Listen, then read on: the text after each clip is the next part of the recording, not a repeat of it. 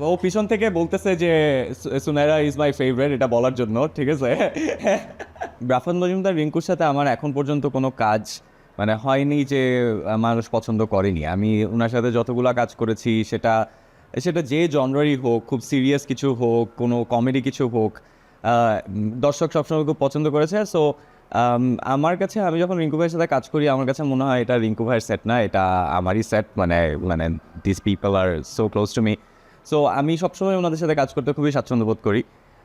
So আমি আশা করছি এই কাজটাও দর্শক খুব পছন্দ করবে। আর এই কাজের আরেকটা এক্সপিরিয়েন্স বলবো যে I am working with Sunaira Binte Kamal, and Sunaira is a very very good friend of mind. তো ফ্রেন্ডদের সাথে কাজ করতে আসলে তখন ওটা কাজ মনে হয় না, তখন ওটা মানে গল্প করতে করতে কাজ শেষ হয়ে যায় আর কি। এখন তো নাটক নিয়ে ব্যস্ত, বেশ কিছু নাটক করছি, শেষ করেছি, সামনে আরও কিছু নাটক এখনও শুটিং বাকি আছে। তো সেগুলো নিয়ে ব্যস্ত আছি। সামনে ঈদের অনেকগুলো কাজ আসবে, ঈদকে ফোকাস করে এই মুহূর্তে কাজ করছি। তবে একটা আজকেই অ্যানাউন্স হলো, আমাদের একটা সিরিজ অ্যানি, যেটা বানিয়েছে আব্দুল্লাহ মোহাম্মদ সাদ। তো এটা আমাদের আসলে আরও বেশ কিছুদিন আগেই শ্যুট করা, কিন্তু মানে এটা যে যে কোনো কারণেই হোক একটু ডিলে হয়েছিল। সো এইটা finally Syrian camp festival in colon জার্মানিতে সিলেক্টেড হয়েছে ইন উইমেন ইন সিরিজ ক্যাটাগরিতে। সো এইটার প্রিমিয়ার হচ্ছে জুনের 9 তারিখ ইন জার্মানি। সো এটাই আসতেছে আর কি সামনে। প্রথমত আমি একটা জিনিস বলতে চাই, সাদ ভাই খুব সিক্রেটিভ একজন ফিল্ম মেকার। সো এতদিন পর্যন্ত আমাকে অনেকেই, সবাই সবাই জানতো যে আমি সাদ ভাইয়ের সাথে একটা কাজ করে এসেছি, কিন্তু আমি কাউকে, যেহেতু ওনার কাছে নিষেধ করা ছিল যে কাউকে কিছু বলা যাবে না, তো এতদিন পর্যন্ত আমি কাউকে কিছুই বলতে পারিনি যে কী নিয়ে কাজ, কী হয়েছে। তবে এখন পর্যন্ত আমি আসলে কিছু বলতে চাচ্ছি না। সিরিজটা অ্যানি অ্যানি আসলে হচ্ছে নাজিফা তুষি। তো Tushi did a fantastic job আমি বলবো। তো আমারও একটা খুব সিগনিফিক্যান্ট ক্যারেক্টার আছে ওখানে। সো আমি আমার ক্যারেক্টার নিয়ে কিছু বলতে চাই না। আমি মনে করি যে this is going to be one of the biggest surprises. মানে আমার দর্শক আমাকে যেভাবে চেনে, আমাকে আমাকে দর্শক যেভাবে নর্মালি স্ক্রিনে দেখে, আমি মনে করি যে দর্শক একটা শক খাবে এটা দেখে। সো আমি খুব আশাবাদী, দেখা যাক কী হয় আর কি। মিউজিকের যেমন কোনো ল্যাঙ্গুয়েজ হয় না, music is an universal language. আমি মনে করি যে সিনেমাও আসলে একটা ইউনিভার্সাল ল্যাঙ্গুয়েজ। তো এইটা আসলে সিনেমা এখন আর ওই দেশের মধ্যে আটকে নাই, cinema has become global. So যার কারণে আমি মনে করি যে আমি দেশে কাজ করব, আমার দেশের ছবি, দেশের সিরিজ বাইরে যাবে, বাইরের মানুষ দেখবে। যেমনটা আমরা অন্য দেশের সিরিজ আমরা নিজেরা বাংলাদেশে বসে দেখি, তো এখন আমাদের সিরিজ, আমাদের সিনেমা বাইরের দেশের মানুষ দেখছে, এবং সামনে এটা আরও মানুষ দেখবে, এবং আমাদের সিনেমা একটা টাইমে মানে গ্লোবাল সিনেমা হিসেবে কনসিডার্ড হবে। গিয়াসুদ্দিন সেলিম আমার মেন্টর, গিয়াসুদ্দিন সেলিম আমার ওস্তাদ।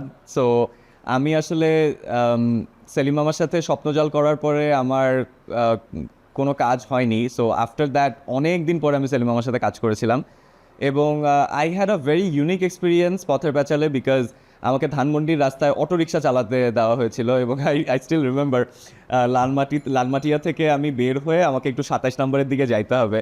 তো আমাকে বলছিল যে চালক সেই চালায় নিয়ে যাক, বাট আমার এত মজা লাগছিল অটোরিকশা চালাতে, আমি বলছি না আমি নিয়ে যাই। তো গলি থেকে বের হয়ে আমি কোনোভাবে কোনো একটা জায়গায় স্টাক হয়ে গেছিলাম, আমি এটাকে ঘোরাতে পারছিলাম না। লোকজন আমাকে রাস্তাঘাটে চিনে নাই, না চিনেই মানে বকাবকি করতেছিল যে হ্যাঁ চালাইতে পারেন না, কেন রাস্তাঘাটে এগুলো নিয়ে আসেন, ঠিক আছে ঘুরাইতে পারেন না অটোরিকশা। সো ইভেন তো মানুষজন আমাকে বকাবকি করতেছিল, আমার ব্যাপারটা খুব মজা লাগতেছিল যে okay fine, this is something very interesting. So পথের প্যাচাল নিয়েও আমি খুব আশাবাদী। দেখা যাক মানুষ কতটা ভালোভাবে নেয় আর কি কাজটা। সুনাইরার সাথে কাজের এক্সপিরিয়েন্স, ওই যে আমি তো প্রথমেই বলছি যে ফ্রেন্ডদের সাথে কাজ করলে যেটা হয় কি, ও পিছন থেকে বলতেছে যে সুনাইরা ইজ মাই ফেভারিট, এটা বলার জন্য, ঠিক আছে। বাট আমি প্রথমে যে কথাটা বলছি আমি এটা রিপিট করতে চাই, ফ্রেন্ডদের সাথে কাজ করলে সেটাকে কাজ মনে হয় না, মনে হয় যে গল্প করতে করতে কাজটা শেষ হয়ে গেল। So I immensely enjoy working with her. নাটক কম করছি বিষয়টা তা না, আমি আসলে ওই ঈদের সময় আমি একটা সিরিজ করছিলাম, যে সিরিজটার অ্যানাউন্সমেন্ট আমি এখনও দিতে পারবো না, সেটা নিয়ে নিষেধাজ্ঞা আছে।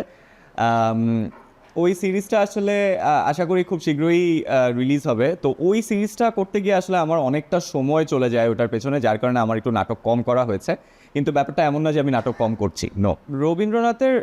রবীন্দ্রনাথকে আসলে রবীন্দ্রনাথ, আমি মিথ্যা কথা বলবো না, আমি খুব একটা বেশি রবীন্দ্রনাথ পড়িনি। আম, আমি রবীন্দ্রনাথের গল্প নিয়ে বানানো প্রচুর সিনেমা দেখেছি এবং রবীন্দ্রনাথের লাইফ সম্পর্কে অনেক পড়েছি। জোড়াসাঁকো ঠাকুরবাড়িতেও আমি গিয়েছি বেশ কয়েকবার। রবীন্দ্রনাথের কোন চরিত্র আমি করতে চাই এইটা আমি আসলে বলতে পারবো না। আমার রবীন্দ্রনাথ নিয়ে পড়াশোনা একটু মানে অতটা বেশি না। মাকে নিয়ে এবারের মা দিবসে মাকে নিয়ে একটু বেরোতে চাই, জানি না পারবো কি না। আসলে আমি মনে করি যে প্রতিদিনই মা দিবস, মার জন্য কোনো আলাদা দিন হতে পারে না, কারণ মা না থাকলে তো আমি থাকতাম না। আজকে আমি যা, ওটা মার কারণেই। সো আমার জন্য প্রতিদিনই মা দিবস।